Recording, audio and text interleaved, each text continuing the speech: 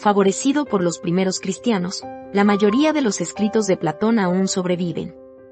Sin embargo, a pesar de su renombre, a menudo todavía se le malinterpreta o se le tergiversa. Evitando cualquier análisis o categorización general, en este video puedes aprender detalles sobre uno de los diálogos de Platón. Cármides de Platón, incertidumbre sobre la sabiduría. Consideré si este diálogo no debería titularse algo así como El sueño húmedo de Platón. Si no algo tan crudo, entonces, Platón conoce a Sócrates. Sí, no puedo dejar de imaginar que esta obra describe el primer encuentro del escritor con el maestro. En esa interpretación de los hechos, el escritor sería el joven llamado Cármides. En cuanto a la connotación sexual, hay que saber que el diálogo es casi una comedia, y comienza y termina con insinuaciones sexuales. Lo que personalmente me parece más curioso es que se trata de comentarios sexuales homosexuales. Sí, la narración comienza con Sócrates describiendo cómo, al regresar de una expedición militar, se reunió para hablar con algunos amigos. El principal de ellos fue Critias.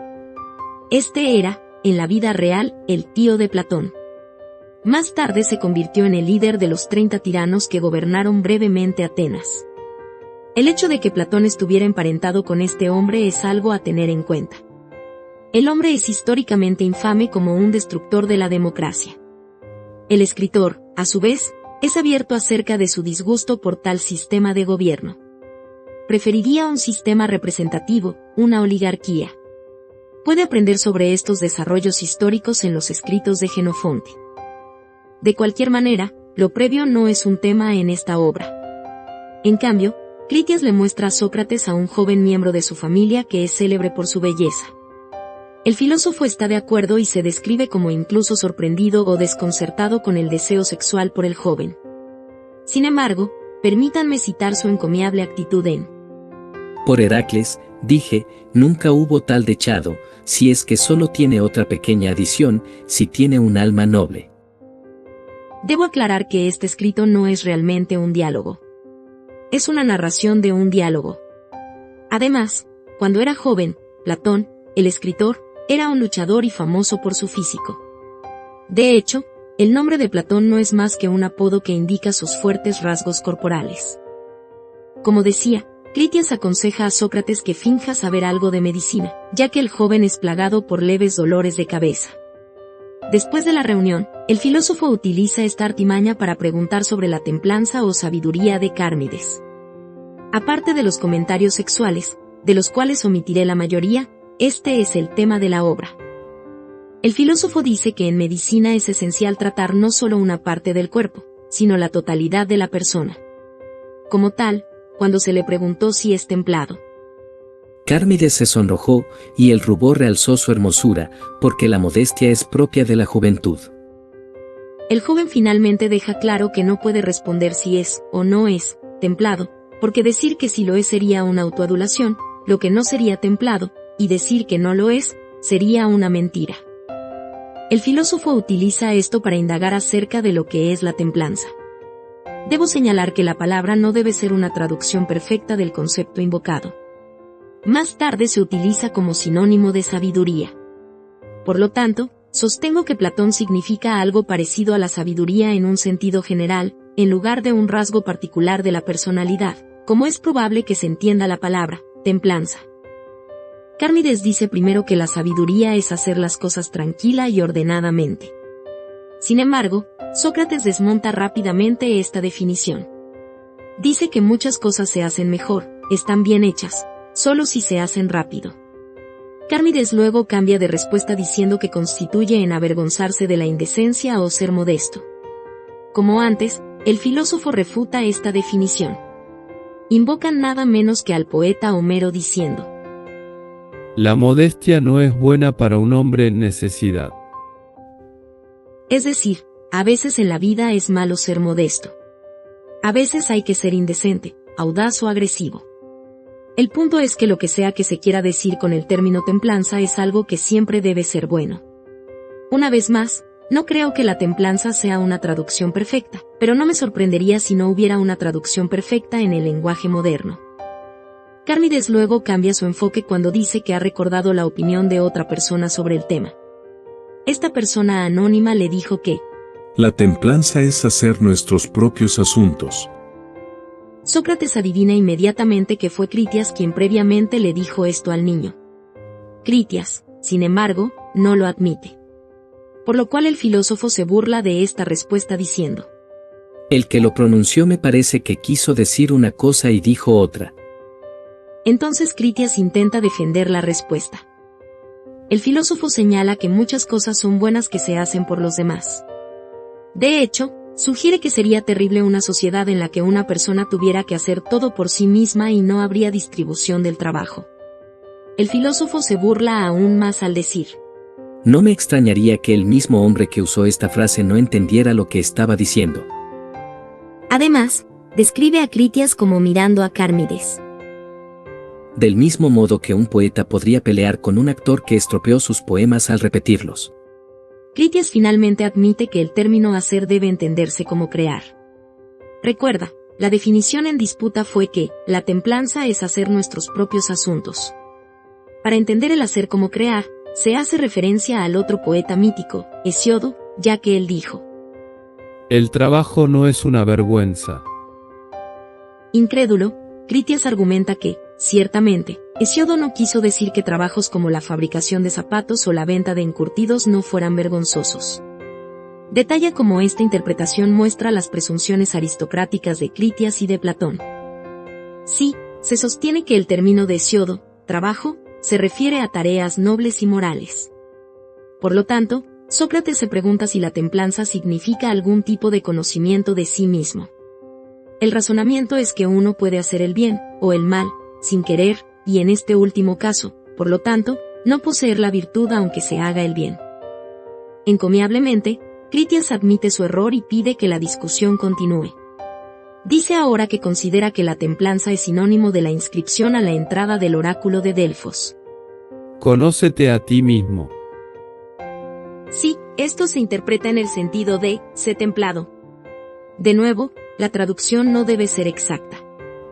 El filósofo acepta investigar, ya que también admite su ignorancia sobre el tema.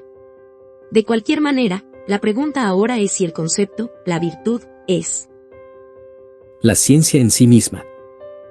Se observa que muchas ciencias tienen una asignatura que es diferente de la ciencia.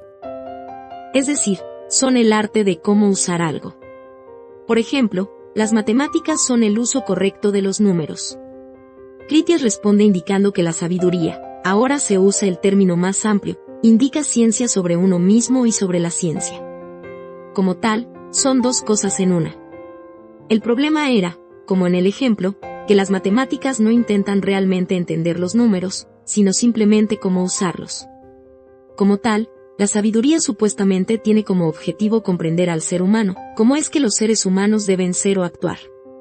De esta cuestión radica el hecho de que, como he esculpido anteriormente, uno nunca sabe qué cosas no sabe.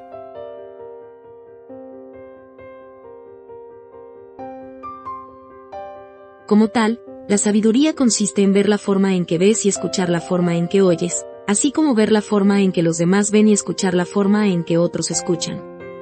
Sin embargo, Sócrates encuentra problemas con esta definición. Sostiene que uno no puede desear un deseo tanto como los deseos de los demás.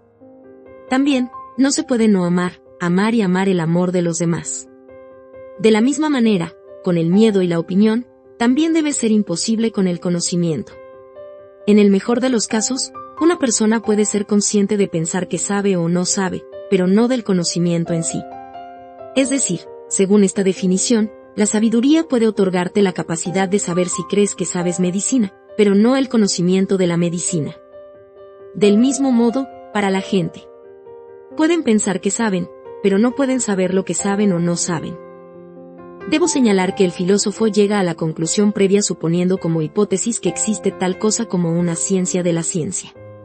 Repito, no sería una ciencia que enseña otras ciencias, sino que, en el mejor de los casos, enseñaría si otras ciencias están presentes o se intentan. Por lo tanto, pregunta. Pero, entonces, ¿de qué sirve, Critias, dije, lo que queda en la sabiduría o en la templanza, si esto es sabiduría?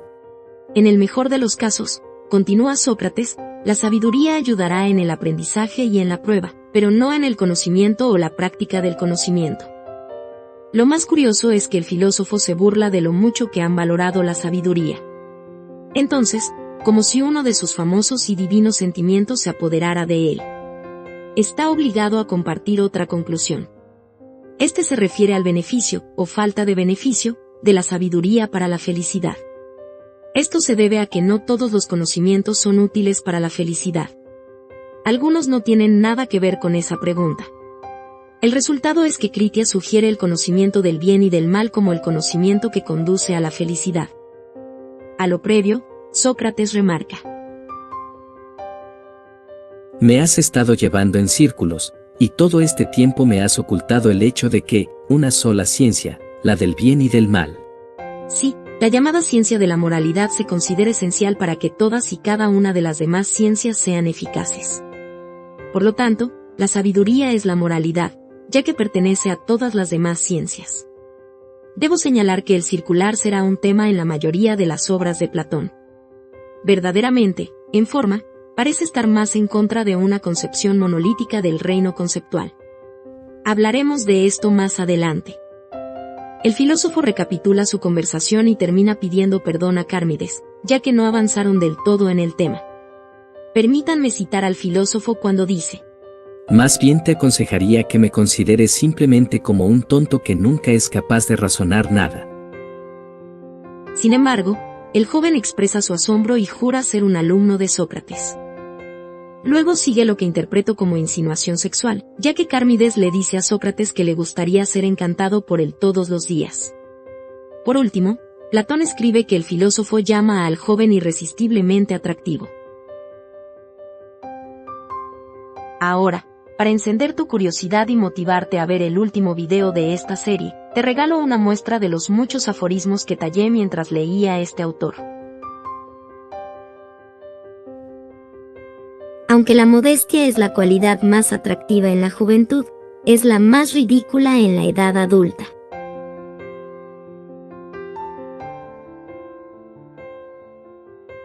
La sabiduría consiste en ver como ves y oír como oyes, también en ver cómo los demás ven y oír cómo los demás oyen.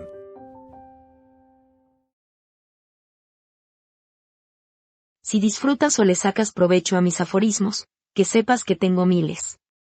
Escribiré libros con breves ensayos temáticos compuestos de aforismos. Estos ensayos son profundos e intrigantes pero fáciles de leer. Para copias muy económicas, busca Protágoras Paz en el sitio web de Amazon. Repito, Protágoras Paz, ese es mi nombre.